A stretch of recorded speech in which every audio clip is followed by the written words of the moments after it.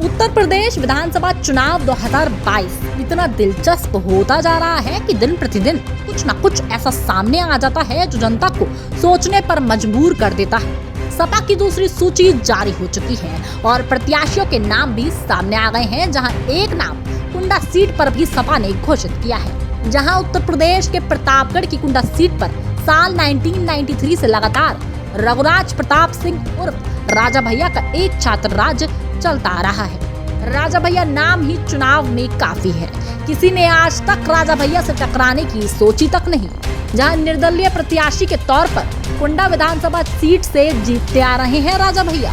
एक बाहुबली नेता की पहचान रखने वाले राजा भैया की कुंडा विधानसभा सीट पर ऐसी पकड़ है। साल 2007 के विधानसभा चुनाव में तो विधानसभा क्षेत्र में हुई कुल मतदान के करीब आधे वोट यानी एक तरफा वोट अपने खाते में कर लिए थे।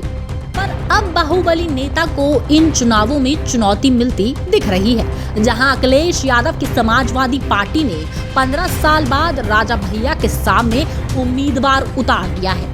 सपा की दूसरी सूची में कुंडा से सपा के प्रत्याशी के तौर पर गुलशन यादव पर दाव खेला गया है।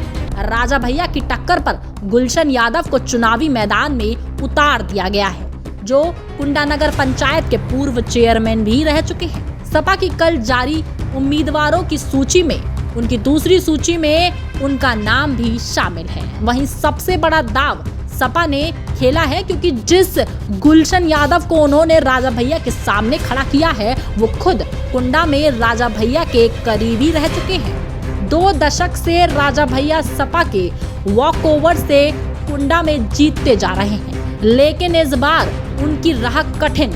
उत्तर प्रदेश की सियासत में काफी लंबे वक्त तक राजा भैया के सपा के साथ अच्छे रिश्ते रहे हैं, जहां उन्हें सपा का सारथी तक कहा जाता था।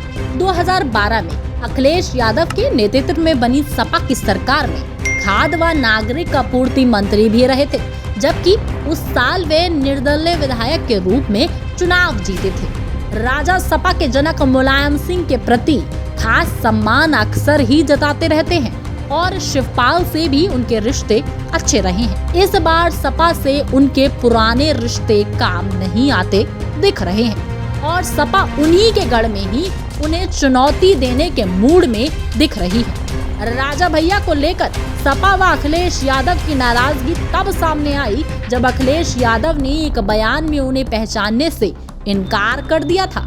अखिलेश यादव से पत्रकारों ने राजा भैया से गठबंधन के बारे में पूछा तो उन्होंने कहा, कौन है ये, किसके बारे में बात कर रहे हो। राजा भैया के सपा प्रमुख अखिलेश यादव से रिश्ते खराब होने का प्रभाव उन पर देखा जा सकता था। उन्होंने मुलायम सिंह को जन्मदिन पर जाकर बधाई देकर अखिलेश की नाराजगी दूर करने की कोशिश की, पर कुछ नहीं हुआ। अब सपा के कुंडा में प्रत्याशी खड़ा करने से लगता है कि अखिलेश यादव ने चुनाव में राजा भैया को सबक सिखाने की ठान ली हो।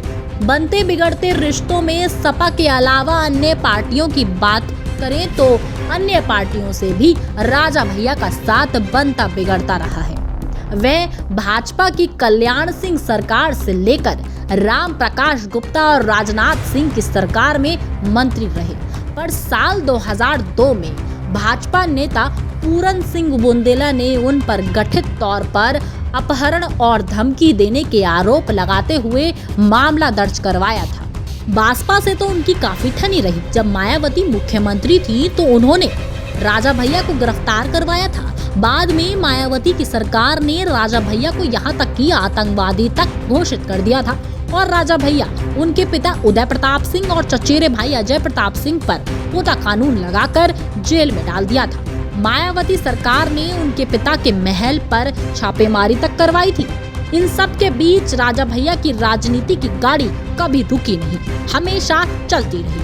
2002 से लेकर 2007, 2012 के बाद 2017 के विधानसभा चुनाव में निर्दलीय प्रत्याशी के तौर पर लगातार छठी बार कुंडा विधानसभा से जीतते रहे।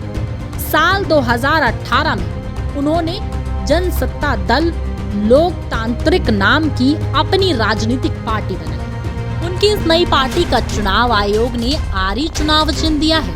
अब देखना ये है कि बाहुबली राजा भैया के सामने सपा का ये दिग्गज प्रत्याशी कितना अहम साबित होता है। ब्यूरो रिपोर्ट, दी कंटाप।